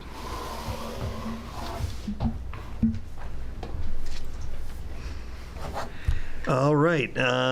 Is there any public comment? Yes, sir. Showed up, might as well tell you. All right. If you wouldn't mind coming to the podium and just identifying yourself and. Sorry for the formality, but it's a public meeting and Aye, sir. I was schooled in doing that. My name is Ray Bursch. I'm a seasonal resident, 60 Hancock, that's on Crescent. I received your invitation via Peggy Jensen because I'm on the Raymond Waterways Board. Excellent. And I also told Russ Hutchison that I will attend here this evening because I'm on the Crescent Lake Association Board. I'm the Vice President and Treasurer of the Crescent Lake Watershed Association. I'm also a lake monitor, so you folks have, when you said Raymond is Raymond's Lakes, you're hitting a high point with me. And with all of the lake associations around. So I did pull out the 04 plan and look through that. a bit. I haven't been able to look through your minutes, and I will take some time to do that. But just a few comments. From the Lake Association standpoint, there's really a couple of things that are very important. And invasive species is one, and phosphorus is the other. Phosphorus comes from runoff, which is sediment, so you have to look at erosion control. And those are the things that, on the high level that a planning committee can look at. One of the most important things to a lake association is the watershed survey. That's a high-level planning document. But that gets down and dirty into the non-point sources of erosion and pollution, and that's where the work is done on the lake associations. But then you brought up road associations. They're all gravel roads. It's extremely important. The most difficult thing for road association, essentially, is to have the vision of what they need to do to prevent the roads from eroding, and then to get the money to do it. One of the things that most of them don't do is really look beyond their own road for the ability to plan and form an effective road association. There's a group out there called the Maine Alliance for Road Associations that is very specific in helping road associations form, especially if they want to form a statutory association, which gives them the ability to assess and to place liens. All of it comes down to money. That's everything that you do. And so all of what you recommend is going to go down into the implementation stage here, which, by the way, brings up another point. When you're interviewing, I would like to ask you, please, when you're interviewing staff, especially this particular member of the staff, do you have the funds to do what is necessary, not just the job that you're supposed to do? Because I can tell you that from the standpoint of code enforcement, when it comes down to erosion enforcement, I'm a real estate developer. I hate inspectors. But I love inspectors because they keep me honest. I get a visit every week to be sure that my soil erosion controls are in place. Do we have the staff to do that? And yet it's the most important thing from the standpoint of erosion and where the silt is going to go. The most important point is there. I'm sure they don't have the funds to do that. And there may be other things that are along the line. So how could you supplement that? So a recommendation from the high level would be to supplement with seasonal workers to help along, to do inspections. Or, I hate impact fees. You can't get along without impact fees. You don't have the ability to assess a homeowner or a developer to provide a professional service to look over their engineering plans, or, as I had to do, to pay our conservation district to visit me every week to be sure that our things are in place. And that can be, those kinds of suggestions can be brought in at the level that you're talking about now in a comprehensive plan, so that when it gets down to the nuts and bolts and working out, that's going to be the implementation by the council and the taxpayers. So our Crescent Lake Association annual meeting is July 15th, 93 Edwards Road. It's a formal invitation, but I'm not going to give it in writing. But, you should be there. I'm encouraging all of our board to attend the Raymond Waterways annual meeting, because Mr. Hanson is going to be there and he's going to be talking about the enforcement, and we want the town to know that, yeah, we're behind these issues. These are the kinds of things that has to happen, and I know you don't have the ability to do that. So, questions of me? Sure. I guess my question would be that my understanding is, and maybe Chris, you can fill this in a little bit, but in the 2004 comprehensive plan, as I read it, there were a significant concentration on as far as putting together ordinances as far as phosphorus control in the lakes. And I guess my sense would be, from your perspective, have the changes that were brought up in the 2004 plan been effective in reducing the amount of phosphorus that? So I don't know that, because I don't do that level of business here. I inspect. I'm a certified lake monitor. What I tell my folks when they ask me, how's our lake doing, is I'm a canary. Okay, when I tell you the lake is not doing well, it's too late. I'm a scribe. I use scientific meters to measure and to write down and things of that nature. So what it was before, I could look at the history, but I can't say what has caused this. And the history isn't bad. We do reach low oxygen levels, which is quite typical in the middle of the summer. The lakes become anoxic. One of the things that at least Crescent and Panther are concerned about is, are we recycling from what's already in the lake? It's hard to fix. So I can't answer your question directly. I do recall that in the 2004 plan, Crescent was identified as an at-risk lake. Right. Yeah, so I don't know if you can answer this, but I mean, has that improved? I'm sure that as our consultants will be looking in at the state level as far as lake quality and whatever. Right. But in your opinion, is Crescent Lake still at risk? Are there lakes in Raymond? Crescent Lake it's not the water that's at risk, it's the land that's at risk, which is going to affect the water. Crescent Lake is at risk from the standpoint of development. And but when you talk about development, if you look at it, we're almost built out, except for a few large parcels that are kid camps, that are youth camps. And that's another high-level issue. Sooner or later, real estate values are going to overcome value of running a youth camp. Fact of life. Has to happen. But if the town is not prepared with the ordinances and the staff and the processes in place to process those kinds of applications, or to address it with zoning. I'm not saying you zone out, residential of that particular nature. I'm not going to suggest that. But you do have to look at how the zoning is going to be implemented if and when it comes down, because your zone over there is pretty permissive. And I had a question just this last week for Sue when she was, we were talking about the list of what, or the question, what is defined by North Star as a large landowner? And one of the questions I asked Sue was whether or not camps would be included in that. And my concern, I believe, is what I'm hearing you say, which is, well, they're camps. So they're really kind of protecting the lakes because they control such a large amount of acreage on the lakes.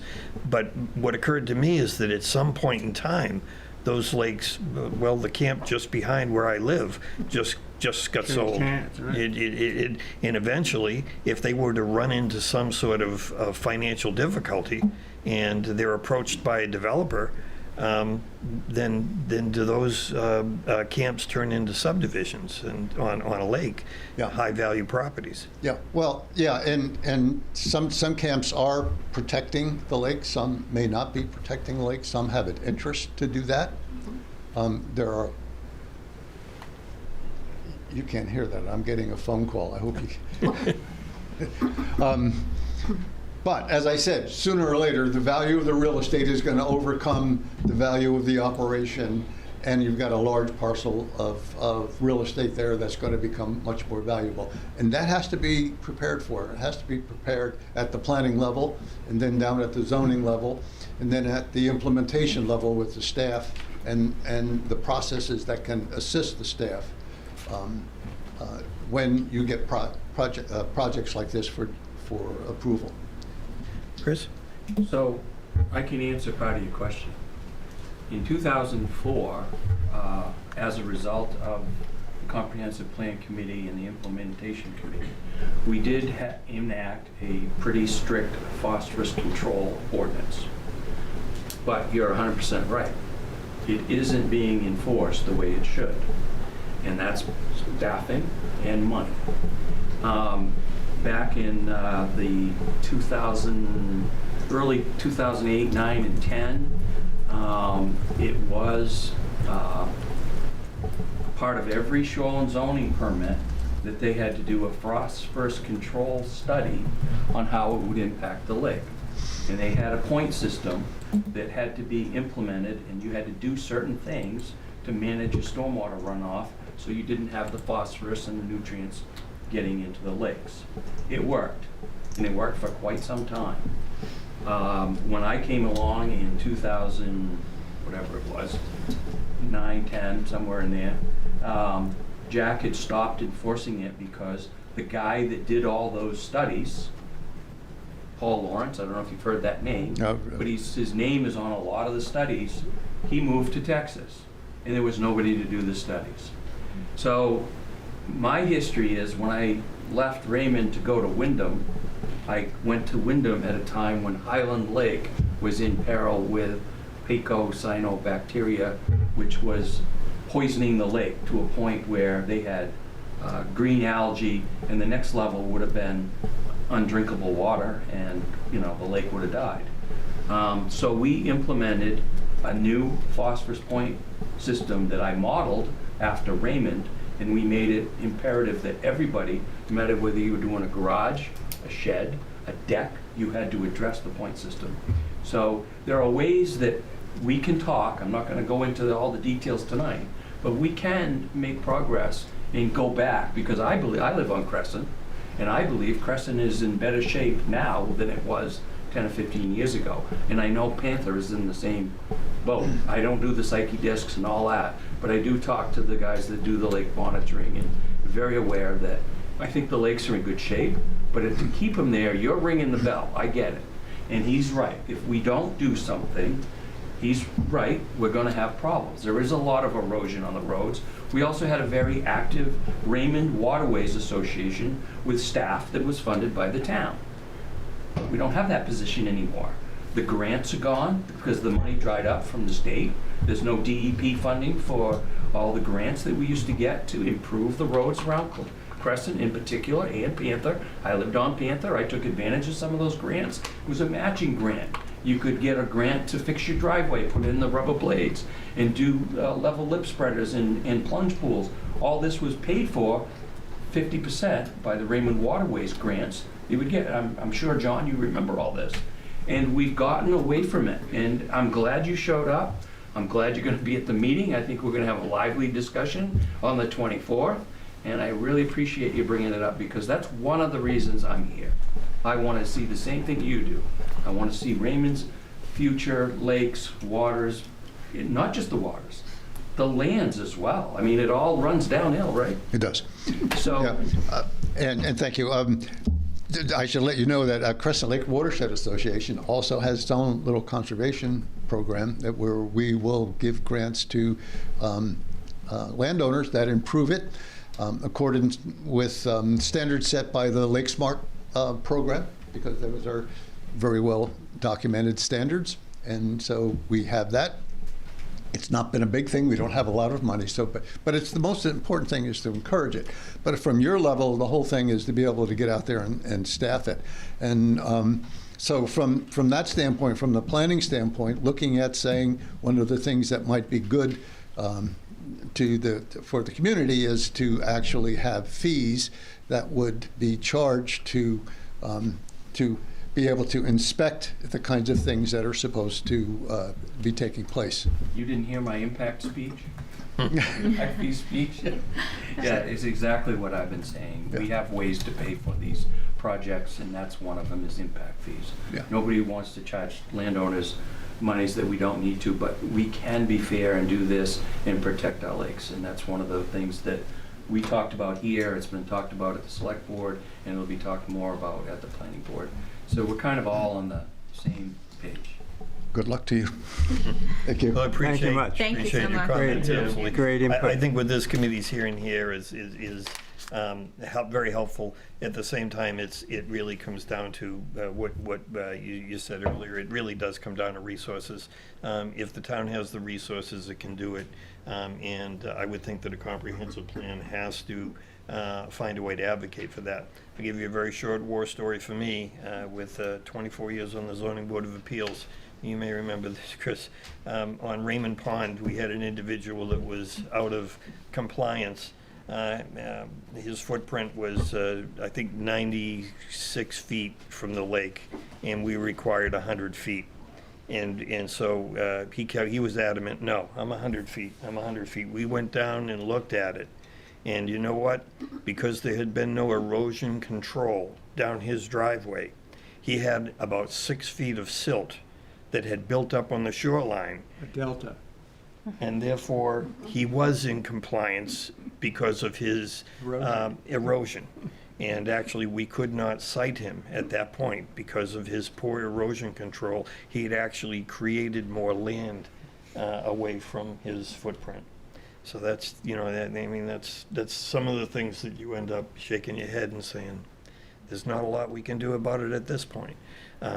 Except, had there been the resources at the time to require him when he was putting in that driveway to apply very basic erosion control principles, then he wouldn't have had that delta built up in front of his foundation and given him the extra 4 feet he needed to be in compliance from setback from the lake.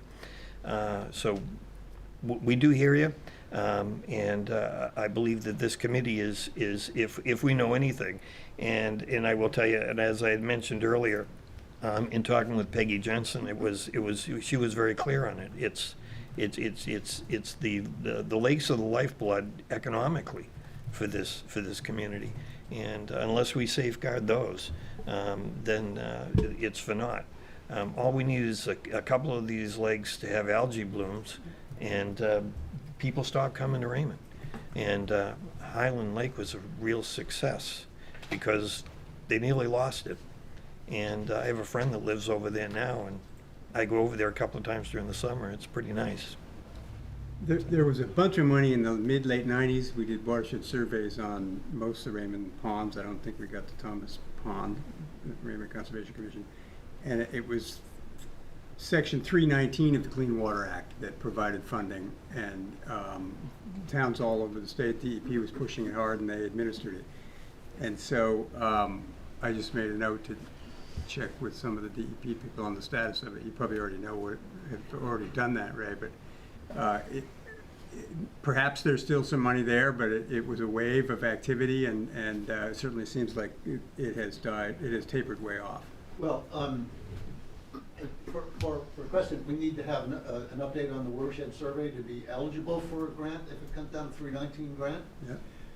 So that's why we're now struggling. These things are expensive. It's no longer done by volunteers going out, surveying everything. So these are very expensive, and so we're trying to do some fundraising and to use some of our own capital to get a watershed survey going. I was just speaking with Bob Hardman this afternoon over at Panther and talking about a watershed study from there too, because that's really where everything's identified, and it comes down to the non-point source, which is what the 319 grants are about. Then the difficulty is to get people to do the work. I'm sorry. No. Because this is recorded, that's why we have to have the, I'll shut up. We do Technology. We do thank you for your comments. Any other public comment? Committee comments? All right, not to belay things, but it wouldn't be a meeting if I didn't have some comments, so. Here goes, just an article that I came across. If you subscribe to or know someone that has basically a subscription to Down East, and this was in the March issue. And the long title of this is, As Maine Grapples with Old Age, Freshly Relevant Issues on Livability, Growth, and Belonging, an inquisitive look at a complicated word. And the complicated word Any thoughts on what that might be? So Glad you're bringing this up, diabetes. Peter. This is a great thing to share. It's a great article, it really is. So I can't tell you how many times I have heard in discussions, and when this word or this phrase is used, I believe 99% of the time it is used in the perspective of being good. And that's to preserve the rural character of the community. So the word is character. To preserve the rural character of the community. So I'll read you just a couple of quick excerpts from this. The first one was Ryan Fecter, who is the Speaker of the Maine House of Representatives, he termed out, basically said, "These are challenging conversations," he told me, "but character is another word for status quo. It's another word for I've obtained prosperity, and I want to make sure no one else does." Another quote he had, this was from Jeff Levine, City of Portland's former Director of Planning and Urban Development. He now teaches urban studies and planning at MIT. Says to his students his students are increasingly wary of terms like character and historic preservation, hearing only a proxy for not in my backyard and anti-housing attitudes. Deborah Keller, who worked as a community development for 30 years in Bath, and she lives in Bath. There's our bad contact. Basically says, what's fascinating is understanding how deeply rooted housing policy is in what communities are. So what she's doing is she was asked to look at, among other things, having input into Bath's new comprehensive plan. And so the current draft of the city's new comprehensive plan puts it this way: everyone who works here, grew up here, wants to stay here, or wants to come here has a reasonable opportunity to live here. And so I would tell you that I am a believer that there is attributes to the ruralness of this community, and would hate to see it be lost.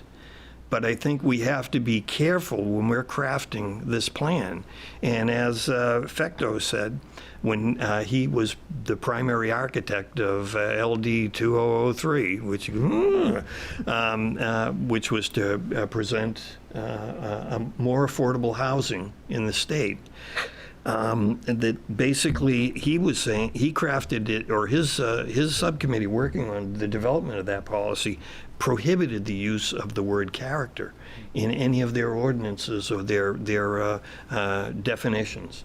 So I just bring that to the attention of this committee. It sounds like North Stars all over it, which makes me very happy.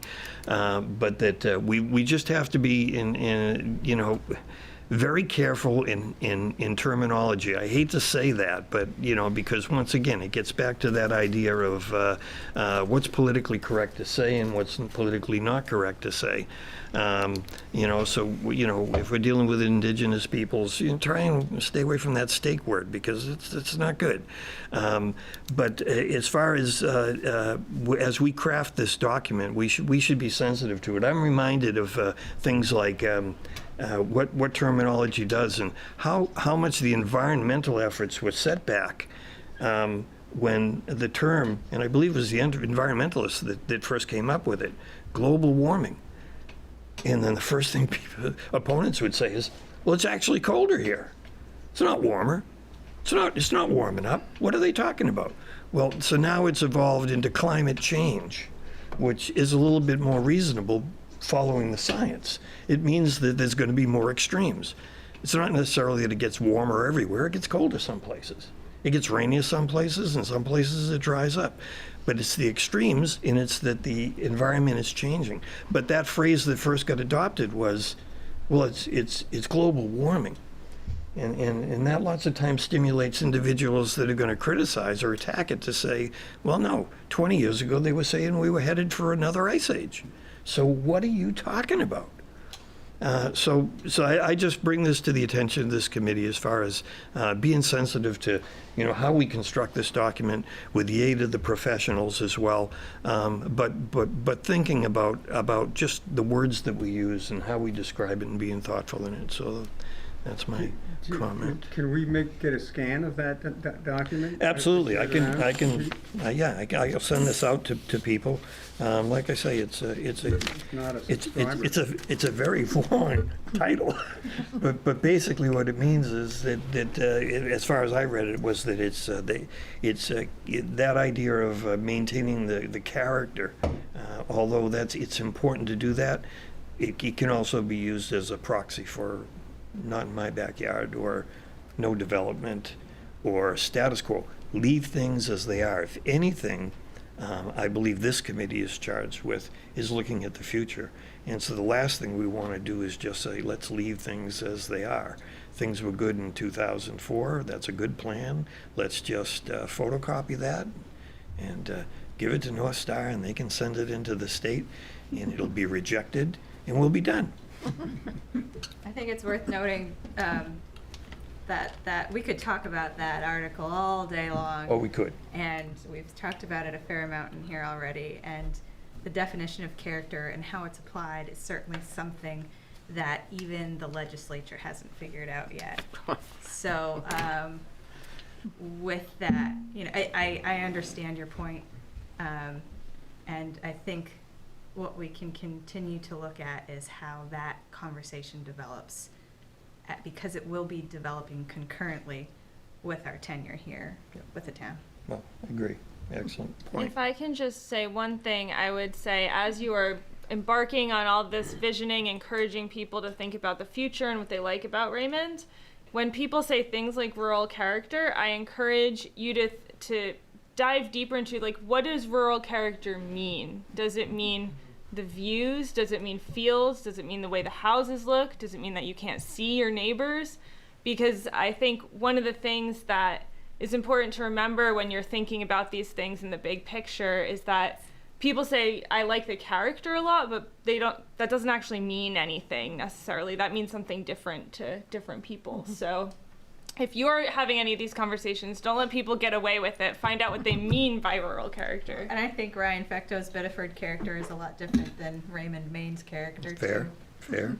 Absolutely. I know that one of the things where basically you can marry these two camps is something similar to the ordinances that came about not all that long ago, that basically limited curb cuts or that developed cluster developments. So the idea of the character of a rural community is the fact that every 40 feet you don't have another driveway on a public road, because that's telling you, wow, this place is really getting developed. It's losing its rural character.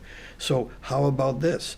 How about we set aside open space, we give a deal to the developer and say, rather than need 2 acres for those 20 buildings you want to put, we're going to let you put 20 buildings on 10 acres, as long as you set some amount of that acreage aside as open space, and you have a nice screen along the road, and you have one driveway going in that serves all 20 houses. So here's a situation where you're serving development, and at the same time of not stymieing development, you're preserving the rural character for anybody driving down Raymond Hill Road. So there's a way to marry those things, in my opinion. But I don't disagree. We're not Bedford, we're Raymond, and we've got to keep that in mind. That really what we're looking at is this town, this community. I would take a motion to adjourn. So moved. Is there a second? All in favor? Good night, everyone.